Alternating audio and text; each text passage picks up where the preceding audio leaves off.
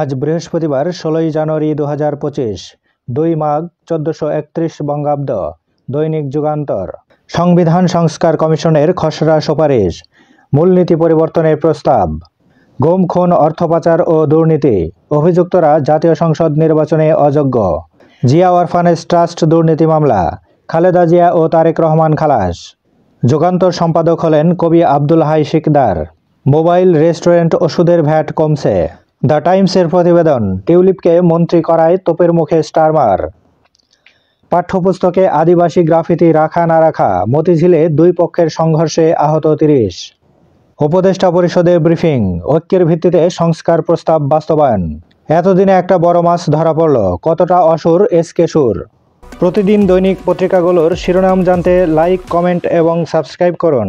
এবার শেষের পাতা। 450 কোটি টাকার দুর্নীতি, নানক ও শামীম পরিবারের বিরুদ্ধে মামলা। শতাধিক পণ্যে ভ্যাট ও শুল্ক বৃদ্ধি, 4 ঝুঁকিতে পড়ার শঙ্কা সরকারের। আলোচিত ছাগলকাণ্ড, মতিউরের রিমান্ড, স্ত্রী লাইলা কারাগারে। অর্থ পাচারের অভিযোগ, 366 ব্যক্তি ও প্রতিষ্ঠানের 15,000 কোটি টাকা জব্দ। ইআরএফ সেমিনারে বিডা চেয়ারম্যান, বেসরকারি খাতে ছাড়ার চিন্তা সরকারি বন্ধ কোম্পানি। পুতুলের বিশ্ব স্বাস্থ্য সংস্থার পদ, দুর্নীতির অভিযোগ অনুসন্ধানে দুদক। ছাত্র জনতার অভ্যুত্থান নিয়ে আইন উপদেষ্টা, হত্যার বিচার না হলে বাঁচার অধিকার নেই।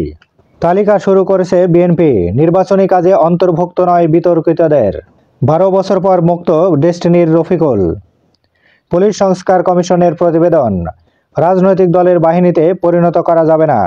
ব্রিফিংয়ে পররাষ্ট্র উপদেষ্টা, চীনের সঙ্গে অর্থনৈতিক সম্পর্ক খুবই গুরুত্বপূর্ণ। আনসার কার্যালয়ে স্বরাষ্ট্র উপদেষ্টা, বিতর্কিত ভূমিকায় জড়িত কর্মকর্তাদের ধরা হবে।